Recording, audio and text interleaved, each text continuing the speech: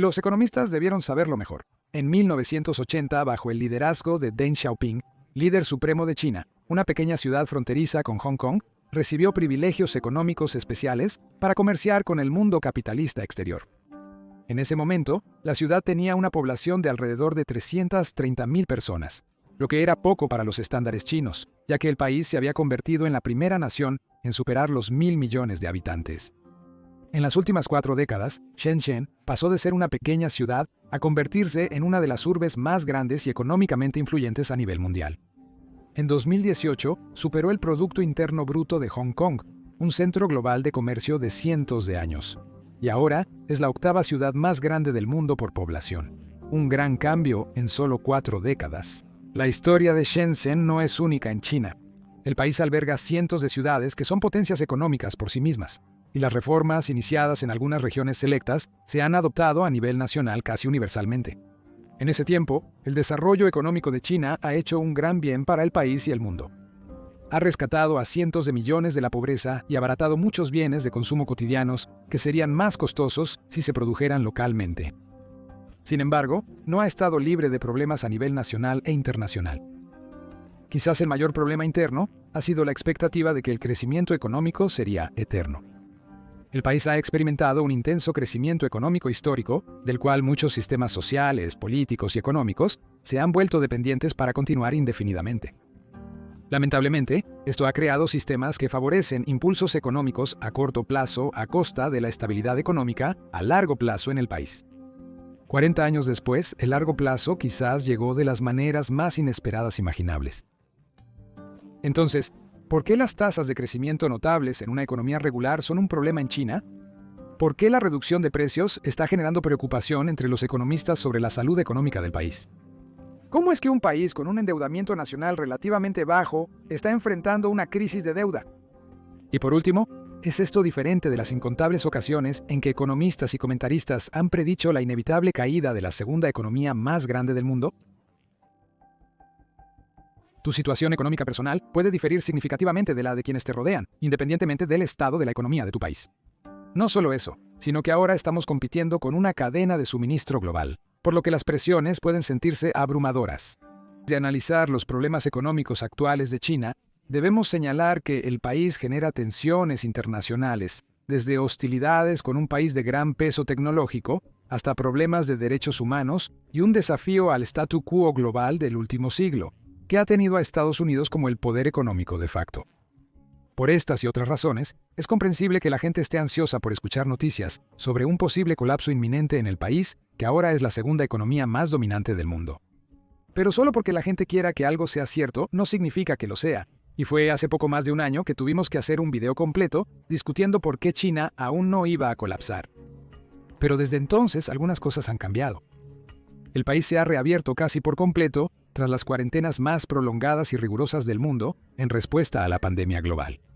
Las cifras cuestionables de casos en el país se mantuvieron, al menos en teoría, a través de medidas extremas que restringían cuándo las personas podían salir de casa, trabajar, comprar, viajar, emprender un negocio o realizar actividades que generan economía. Después de levantar las restricciones hace un año, se esperaba que la actividad económica se recuperaría a medida que las personas realizaran actividades que no pudieron hacer mientras estaban confinadas durante casi 3 años. Esto ocurrió, pero no con la intensidad pronosticada por economistas y el gobierno. El país pasó de publicar tasas de crecimiento anual cercanas a 2 dígitos antes de la pandemia a alrededor del 5% hoy. En pocas palabras, cada año la economía china produce un 5% más de bienes y servicios netos en comparación con el año anterior. Muchos medios y economistas han indicado que esto señala el fin para China, pero en su mayoría no explican por qué. Un crecimiento del 5% es bajo para los estándares chinos, siguiendo una tendencia descendente de más de una década. Sin embargo, esa tasa sería destacable en la mayoría de los países, especialmente tratándose de la segunda economía más grande del mundo. Las economías occidentales avanzadas buscan una tasa de crecimiento anual del 2% al 3%, la mitad de lo que logra China. Y aún así, muchos no logran eso. Entonces, ¿por qué se considera una crisis en China las cifras de crecimiento económico que serían un milagro en Occidente? Todo depende de las expectativas. Si alguien ganaba $50,000 al año, pero planificó su presupuesto a largo plazo asumiendo aumentos salariales del 10% anual, podría haber asumido una hipoteca más grande de lo debido, tenido un hijo adicional creyendo que sus ingresos cubrirían esos gastos y ajustado su estrategia financiera suponiendo un fuerte crecimiento profesional. Comparar el ingreso personal con el Producto Interno Bruto de un país no es perfecto, pero debería destacar el problema. El Producto Interno Bruto es una medida temporal que se reinicia cada año, al igual que el ingreso anual de una persona, pero ambos contribuyen directamente a los niveles de riqueza y deuda nacionales o individuales a lo largo del tiempo. Un Producto Interno Bruto o ingreso más alto, ceteris paribus, significa que un país o individuo puede pagar deudas y acumular activos más rápido. Por eso se habla tanto de la deuda con respecto al Producto Interno Bruto en economía y de la deuda con respecto a los ingresos en finanzas. Esto es crucial al considerar que las tasas de crecimiento se componen. La diferencia entre un crecimiento anual del 5% y uno del 10% durante una década es casi el doble del resultado final. Una economía con un Producto Interno Bruto de 1 billón tendrá un Producto Interno Bruto de 1.65 billones con un crecimiento del 5%, pero de 2.71 billones con un crecimiento del 10%. China ha construido su economía asumiendo ese 5% durante más tiempo del que realmente ha ocurrido.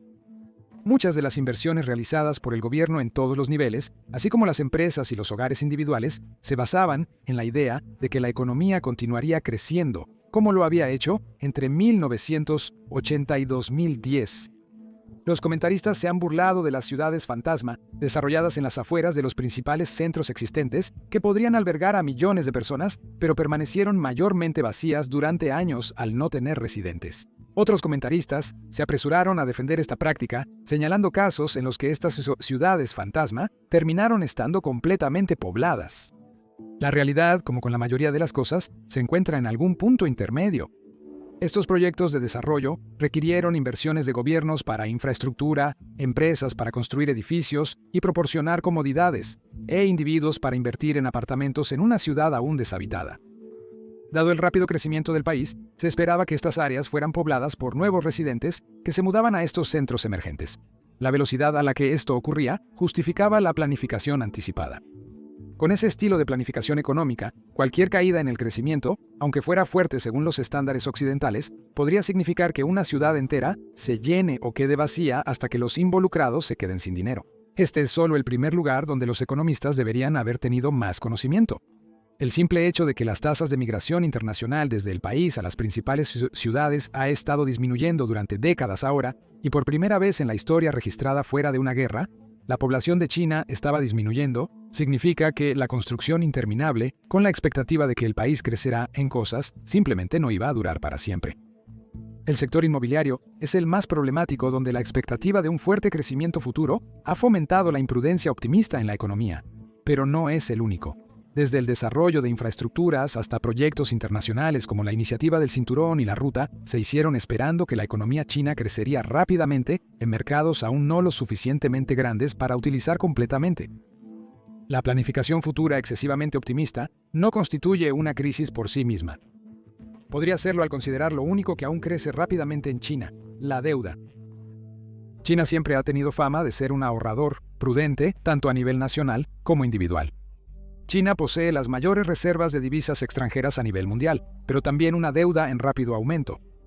La deuda nacional de China representa aproximadamente el 77% del Producto Interno Bruto, lo cual ha aumentado significativamente en las últimas décadas, pero aún se considera saludable. En comparación, los Estados Unidos tienen una relación de deuda a Producto Interno Bruto de alrededor del 122%, que es alta, pero aún no es algo de gran preocupación. El asunto con China, sin embargo, es que esa no es toda la historia y el país, ya sea intencional o incidentalmente, ha caído en una situación donde ninguno de sus indicadores de deuda parece demasiado preocupante individualmente, pero colectivamente cuentan una historia muy sombría.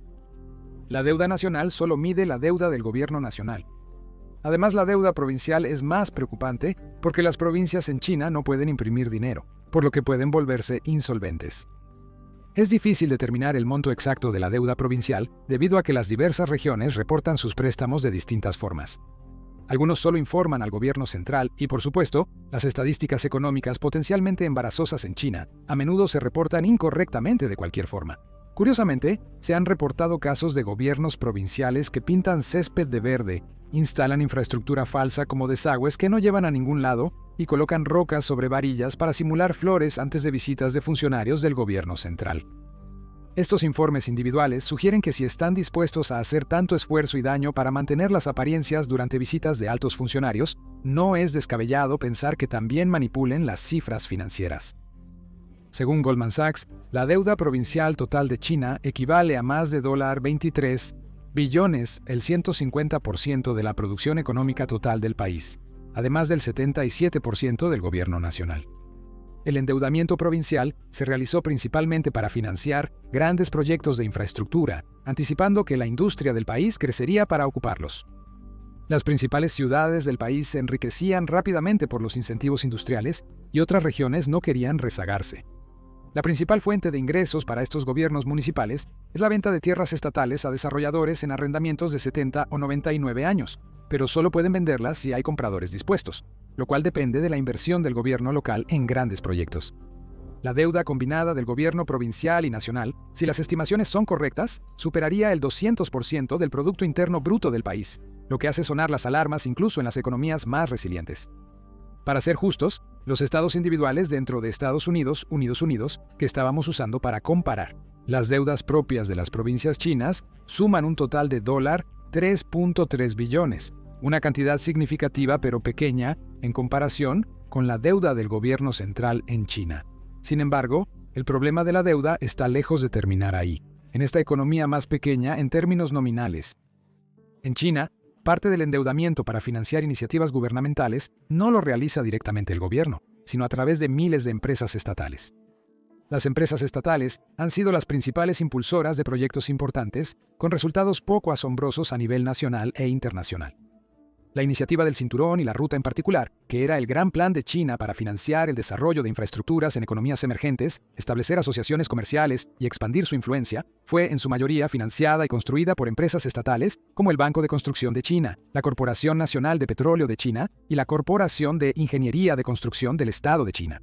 La iniciativa del Cinturón y la Ruta no ha sido un éxito rotundo. Los préstamos poco probables de devolverse han convertido a China en un cobrador de deudas global, contrario al objetivo original de alinear a los países en desarrollo con China. Actualmente, el plan ha sido abandonado ya que no se impulsan más proyectos importantes. En el mercado interno, la situación no es mejor para varias empresas estatales chinas, muchas de las cuales son promotores inmobiliarios que ayudan a gobiernos regionales a construir ciudades. Esta industria ha enfrentado problemas desde el colapso de Evergrande, que arrastró a otros desarrolladores consigo. Adicionalmente, empresas como la Corporación Ferroviaria de China han sobreinvertido en infraestructura basándose en expectativas de crecimiento futuro, asumiendo deudas que solo serían manejables si la economía del país continuara creciendo a un ritmo muy acelerado. Las empresas estatales de China tienen deudas totales que superan los $15.6 billones, elevando el total acumulado a $52.3 billones o cerca del 300% del Producto Interno Bruto del país. Esto sin considerar tal vez el grupo más endeudado, los hogares comunes, que también han pedido préstamos en gran medida, principalmente para invertir en bienes raíces, que en las principales ciudades estaban entre los más inaccesibles del mundo. Una vez más, la gente compró el sueño de ciudades como Shenzhen, que pasó de ser un pueblo de pescadores a un centro global de comercio en su vida. Suponiendo un crecimiento económico continuo, esta historia de éxito se replicó en cientos de ciudades del país. Juntar los ahorros de toda la vida de una familia para comprar un apartamento deteriorado de una habitación en un complejo con pésimos estándares de construcción suena tonto, pero si estas ciudades siguen creciendo como hasta ahora, sería una buena inversión. Considerando la deuda doméstica, principalmente destinada a activos improductivos con gran pérdida de valor, el país tiene una carga de deuda potencialmente tan alta como el 360% de su Producto Interno Bruto y empeora debido a la deflación. En los últimos 3 años, en este canal hemos hablado mucho sobre la inflación, por razones obvias, así que no quiero repetir demasiado aquí. Pero, en términos simples, la inflación es el aumento general en el nivel de precios de los bienes y servicios en la economía. La deflación, entonces, es lo opuesto. Pero la pregunta es, ¿por qué los bienes y servicios se están volviendo más baratos en China, causando tanta preocupación entre los economistas? Teóricamente, precios más bajos deberían ser un resultado económico positivo, pero en realidad generan algunos problemas. Para empezar, pueden ser señal de problemas subyacentes más graves.